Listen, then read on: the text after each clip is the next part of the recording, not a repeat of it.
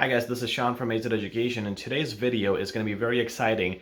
I have one of our really best teachers, Karsten Pearson, available today to give you guys an IELTS speaking lesson. So what teacher Karsten is going to do today is answer a complete test of the IELTS speaking, and if you speak like him, you can rest assured you're going to score band 8 or more. The quality of teacher Karsten is in his way of natural speech. When he speaks, it feels like it's not a candidate talking, it's a friend who's talking to you. And that's how you're supposed to be in the IELTS examination. But at the same time, we have our structure. We're being specific with the answers. We're making sure that we're not rambling, but we're talking about the exact question that needs to be answered.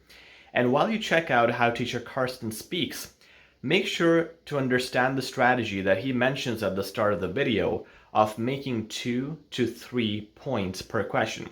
If you follow these advices and you speak like teacher Karsten, you can really score well on your speaking. So without further ado, here's a sample of his speaking.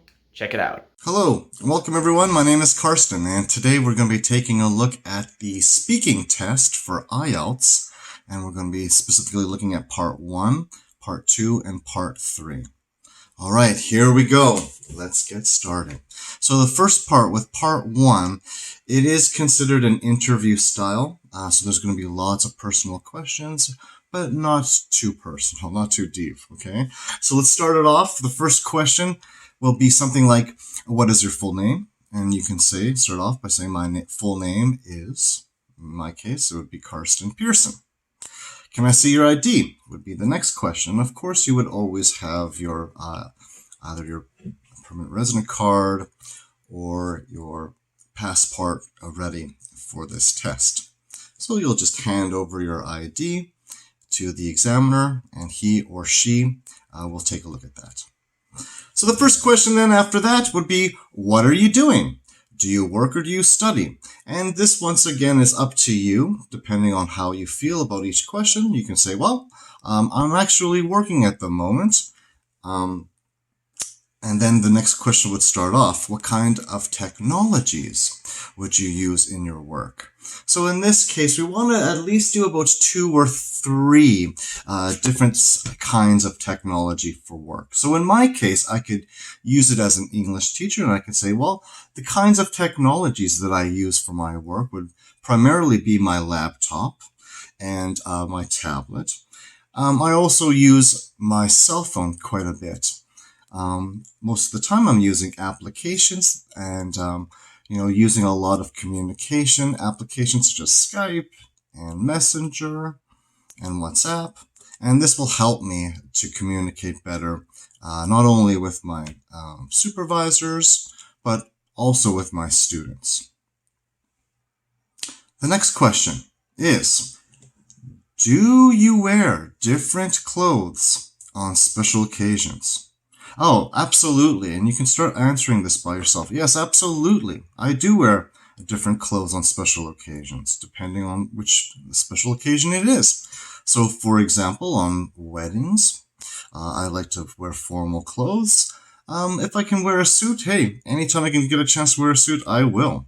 A lot of other special occasions would just be like birthdays or barbecues. And so in that case, I would definitely wear either athletic wear if we're going to the beach or to a park, or I would just wear casual clothes. In this case, because it is summer, I'd be wearing shorts and flip-flops and t-shirts. Next question. Have you ever worn traditional clothes? Yes, I have worn traditional clothes. I've worn Scandinavian traditional clothing for Christmas, and I've also worn kimonos, men's kimonos in Japan while I was teaching English a few years ago. Last question for part 1.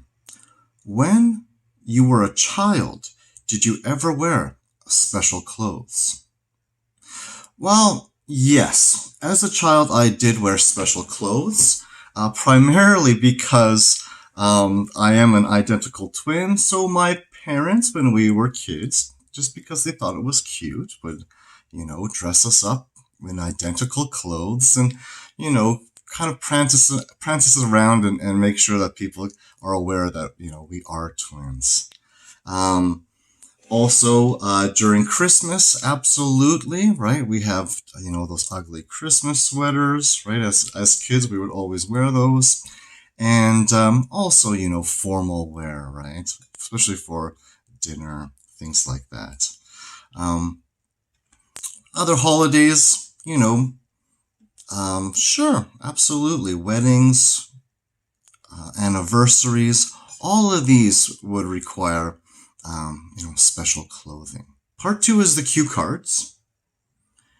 My cue card at this time says, talk about an occasion when you saw many people smile. Okay, and then it gives me a couple of different questions to focus on. Okay, you will get the same card during your IELTS speaking test as well. So the first one is, when it happened. What happened to make people smile? Who was there with you? And explain why many people were smiling. So in this case, we want to make sure we are hitting that 2-minute mark with our mini speech. Okay? So first of all, you want to make it as smooth and natural as possible. Okay, you also want to start using phrasal verbs when you can, and also using connectives and contrastings in words as well. So, for example, talk about an occasion when you saw many people smile. Well, the last occasion I can remember was my niece's birthday party. She just turned 3 years old, and everyone was really, really excited. There was a little bit of restrictions because of the COVID, but everybody made the best of it. So when did it happen? This was about 2 weeks ago. And because it was 2 weeks, it was, very fresh in my mind.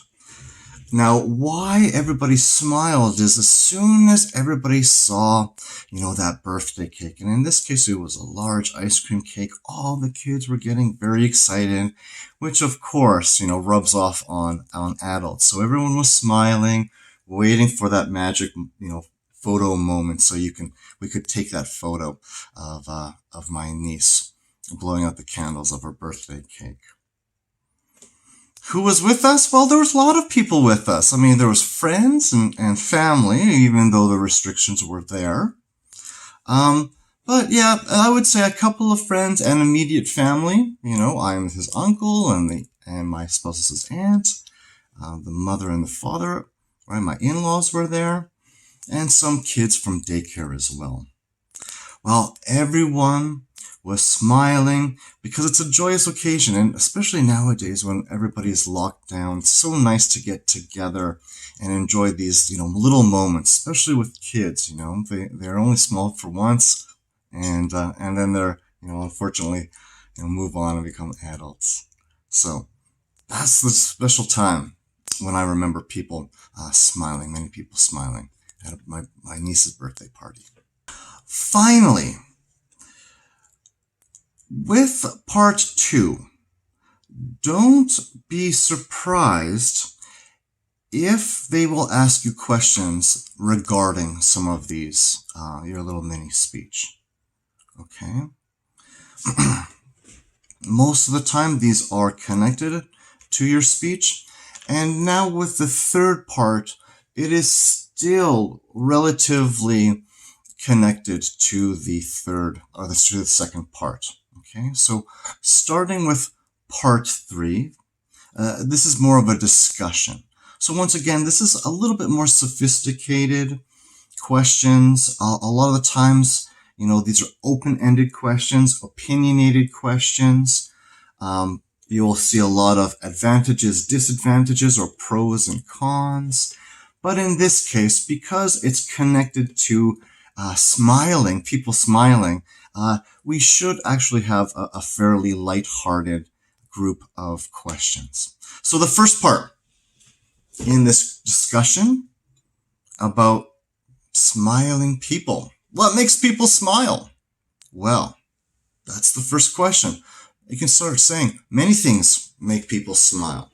It could be a promotion at work. It could be a good grade on an examination. It could be the little things like a silly little note that your kids wrote you. It could also be a cute little meme that you've seen on the internet.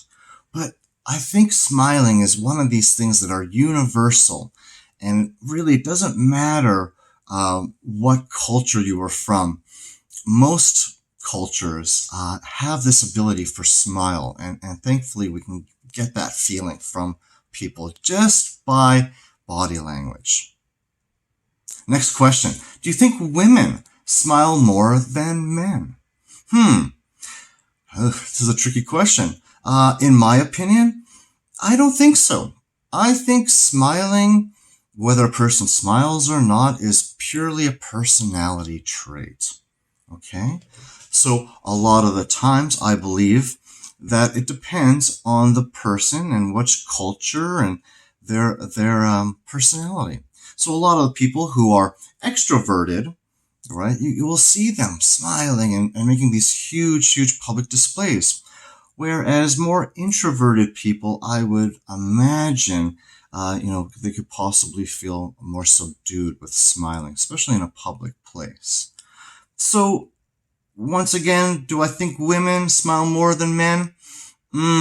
I don't think it's about sex at all. Okay? I think it's more about personality. Whether or not, for example, you're an introvert or an extrovert, I think that would make more of a difference rather than the sexes of the individual. Next question, it says, why do people smile when they have their photo taken? Well, now this is a kind of an interesting question, I believe, because if you ever look back at those old photographs, 100 years ago, a lot of those people were not smiling. And yes, granted, the technology has changed with the older styles of, cameras. People would have to stand very still for an extended period of time before the photographer could get that exposure. Nowadays, I think it really is just to show and just display people's contentment.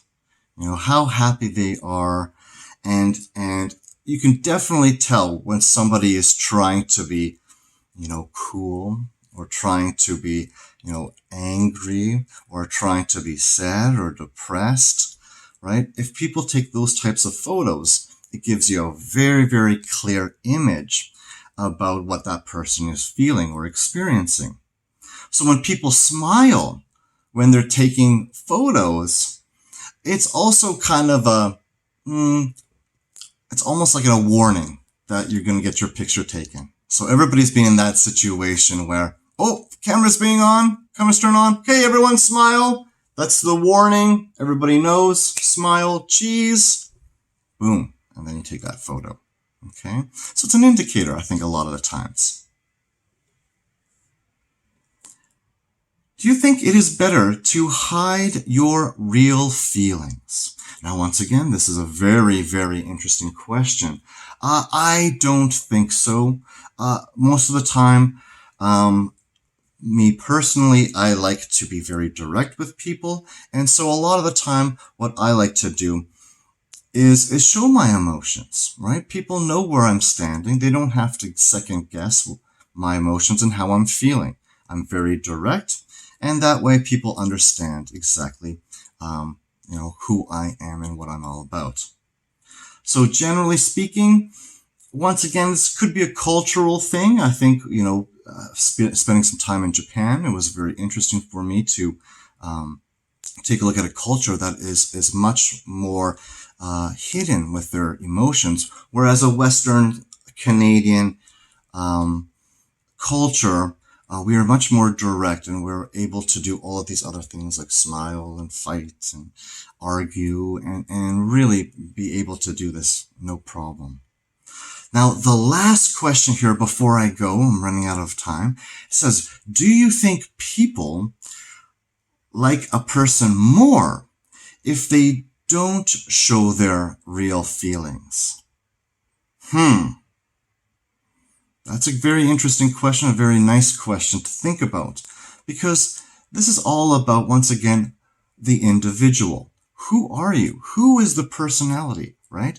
Do you feel comfortable enough to express your emotions, your real, true feelings? Once again, we have to have some sort of filter if, for example, I don't want to offend anybody by saying, oh, I don't like your sweater, or I don't like your shirt, right? There's better ways of doing this. We don't have to directly tell people or insult people.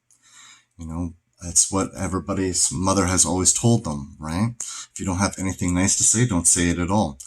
But I think that by showing your true emotions, people get a real sense of who you are, your personality, and then people will end up trusting you more because you know where you stand. I hope this helps. This is just the first video of many. So I hope you have a great afternoon. Once again, if you have any questions or concerns, please feel free to drop a like or a comment. Thank you very much. So, Teacher Karsten is amazing. The way he teaches and gives advice to his students ensures their success. If you are interested in having lessons with Teacher Karsten for your speaking in general, or writing, or IELTS or self-pep training, do let me know. My email is always in the description, and we'll be more than happy to help you out and speak exactly like Teacher Karsten speaks. Thank you guys. Please feel free to subscribe and share and like. It'll help us more. And thank you again for your amazing support. Take care.